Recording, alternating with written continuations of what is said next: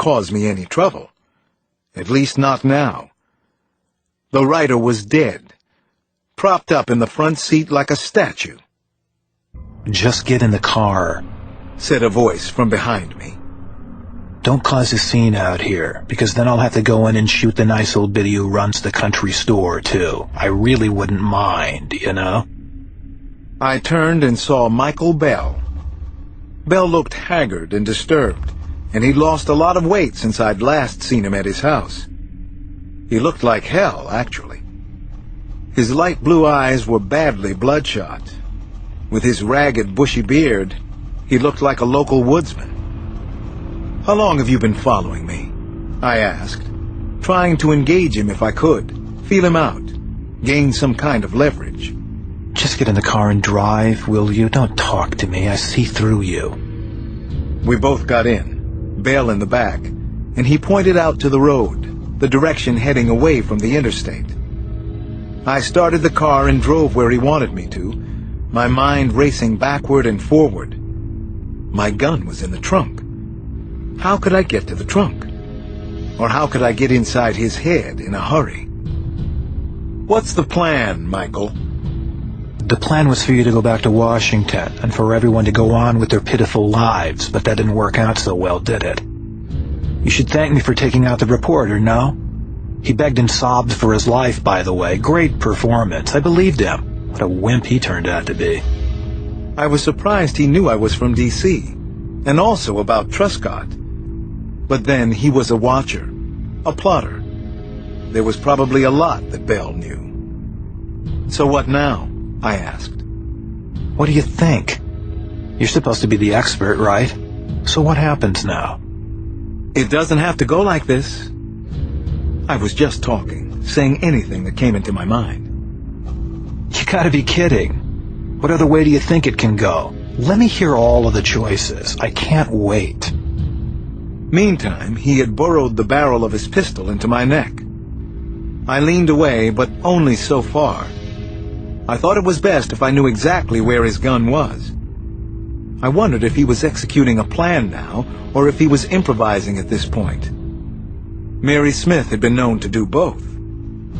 And this was Mary Smith, wasn't it? I'd finally met the real killer. We drove for a few miles on an unlit secondary highway. "This looks good here. Go that way. Make a left." "Do it." I turned off the pavement onto a bumpy dirt road. It sloped upward, winding away into the woods. Eventually, the fir trees closed around the car like a tunnel. I was running out of time, and it didn't look as if there was any way for me to escape. Mary Smith had me, just the way she'd gotten all the others and killed them without fail. "Where are we going, Bell?" "Somewhere they won't find you right away. Or your pen pal, either." "You know they're already looking for you in L.A. I made a call." "Yeah, well, good luck to them. I'm not exactly in L.A., am I?" "What about your girls, Michael? What about them?" He pushed the gun barrel harder into my neck. "Not my fucking girls. Marty was a cheap little whore before I married her. Before I made her into something. I was a good father to those ungrateful kids, all for Marty.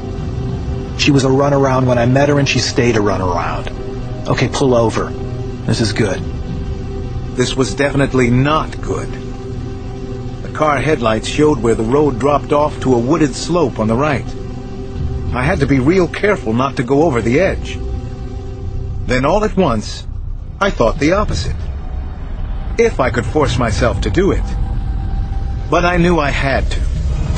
So I mashed the accelerator down and spun the steering wheel as sharply to the right as I could. Bell screeched. "What the fuck are you doing? Stop the car! Stop!" 3 things happened, all at about the same time. Michael Bell's gun went off. I felt a universe of pain explode in my right shoulder, and the car started to plummet, almost straight downhill. Chapter 118. Suddenly, the pain seemed to be everywhere in my body, and it was nothing if not extreme. I was only semi-conscious of thick fir trees and underbrush giving way to the car as it rocked and rolled and caromed out of control, threatening to flip. We probably fell for only 4 or 5 seconds. Still, the eventual impact was enough to jam my chest with incredible force against the steering wheel. The seatbelt probably saved me from going through the windshield. I knew Bell hadn't been wearing his, and could only hope that he was badly hurt. If I was lucky, maybe he was unconscious, or dead, in the back seat. I already had my hand on the door handle, and I rolled out of the car as best and as fast as I could manage. My whole body throbbed with a numbing ache that made it hard to move quickly. My right arm hung useless at my side. I saw James Truscott's body, face down and spread eagle in the dirt. Apparently, he'd been thrown loose in the crash. Then Michael Bell moaned in the back seat. He was alive inside. Too bad. With a great mustering of resources, I managed to get up on one knee. Suddenly, my shoulder screamed with pain. I knew it had to be broken.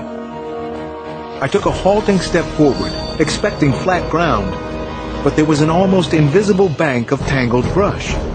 I went down, landing in half a foot of water. I'd been totally unaware of the stream until now. It was shallow here, but the water stretched out farther across than I could see in the dark. The icy water sent an electric current of shock right through me. I hadn't thought the pain could get worse, but I saw a wash of white before my sight partially returned. Again, I started to push myself up, only to be knocked back down. This time it was Bell. He pushed down on my neck and head, and he was strong as hell. Then I felt his foot pressing down on my back. Water rushed up into my nose and mouth. Where the fuck do you think... Oh! I didn't give him a chance to finish. I scissored my legs hard against his ankle, and it took most of the rest of my strength just to do that. It caught him off guard, though, and he fell backward off of me. I heard 2 splashes, and hoped one was his gun. Half in, half out of the water, leaning hard on my good left hand, I raised myself up enough to launch at him. I managed a ground tackle, and then a left hook before he could respond. He reached up and laid a heavy grip on my face, digging in with his fingers. Michael Bell was about my height, but a super heavyweight. Despite his weight loss in the past few weeks, he had at least 30 pounds on me. I got a hand on his throat, dug in, and pushed as hard as I could. He gagged some, but didn't let go. Leverage was the only thing I might be able to increase, but when I moved my foot, it hit a slick of algae. The sudden shift of weight sent me lurching with an agonizing twist of my body, and I landed back in the freezing cold water. God, it was cold. But I almost didn't care. Michael Bell stood up faster than I did this time. Not a good sign. He had a second wind. The dead weight of my aching right arm slowed me down. I saw him in vague silhouette picking up what looked like a flat rock about the size of an encyclopedia. He raised the rock high in both hands as he came toward me again. You stupid fuck! I'll kill you! That's my plan, all right? That's how the story ends. This is how it ends! I scrabbled back and away from Bell as best I could, but I knew it wasn't enough. My hand landed on something hard in the shallow water. Not rock. At least I didn't think so. Metal? You die! How's that for a plan? How's that for an ending? The metal object. I knew what it had to be. I yanked Bell's gun out of the water and fumbled with the trigger. "Bell, no!" I screamed. He kept on coming with the enormous rock held over his head. Die! So I fired. I couldn't tell exactly what happened in the moonlit woods. I had no idea where he was hit, but he grunted noisily and stopped for a second. Then he charged forward again. I fired a second time, and a third. Both upper chest shots. At least I thought so. The heavy rock he was holding fell back into the water. Suspended by some invisible force, at least for a moment, Bell staggered away 2 or 3 drunken steps. Then he fell over face first into the water, making a loud splash. Then nothing. Silence in the woods. Trembling badly, uncontrollably, I kept the gun trained on Bell with my good hand. It took incredible effort just to get over the slick rocks to where he lay. By the time I reached him, there was no movement. I took his arm, held it up. I checked, but he had no pulse. I checked it again. Nothing. Nothing but the silence of the woods and the awful cold. Michael Bell was dead, and so was Mary Smith. And very soon, in these freezing wet clothes, I would be too. Chapter 119. My slow climb up and out of the gully from the crash site was hellish. Nothing but excruciating pain, dizziness, and nausea that passed in milliseconds. The only blessing was that I barely remembered any of it. Somehow I managed to get out to the main road, where an alarmed college student in a Subaru picked me up. I never even got his name. I guess I passed out in the back seat of his car. By the next morning, Michael Bell's body had been recovered from the stream, and I was resting in a bed at Fletcher Allen Hospital in Burlington. Resting is probably the wrong word, though. Local police came and went from my room continually. I spent hours on the phone with my office in Washington, the L.A. Bureau office, and Jean Galetta trying to piece together everything that had happened from the start of the murder spree. Bell's plan had been a feat of convolution and madness, but his cover was ultimately simple. Diversion. And he'd succeeded until the very end. As Jean pointed out to me, Michael Bell wrote and produced stories for a living. Plot was his thing. I wouldn't be surprised if this one ended up as a screenplay, written by someone else. The writer would probably change everything, though, until the movie carried the fishy title, Based on a True Story. "Who's going to play you?" Jean kidded me over the phone. "I don't know. I don't much care. Pee Wee Herman." As for Mary Constantine, I wasn't sure how to feel about her. The cop in me had one response, but the shrink had another. I was glad she'd be getting back into the kind of treatment and care she needed.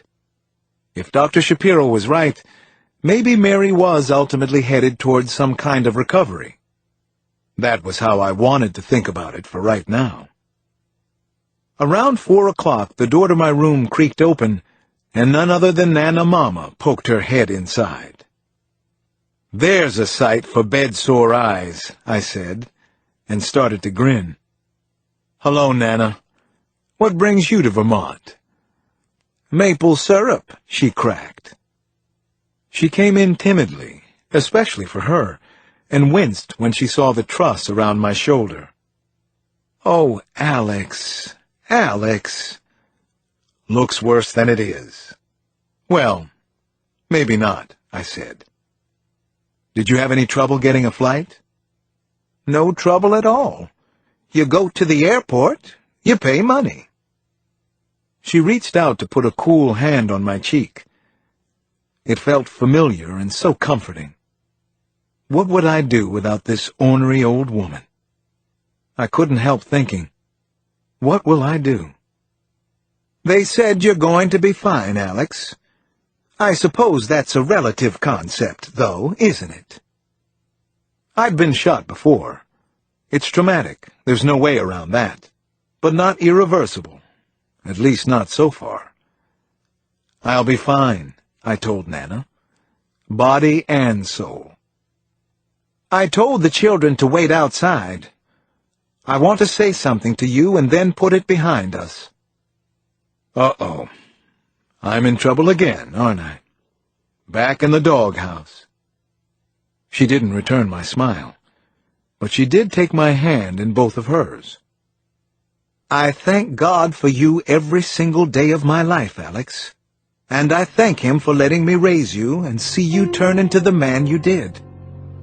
But I want you to think about why you came to me in the first place, and what was going on between your poor parents.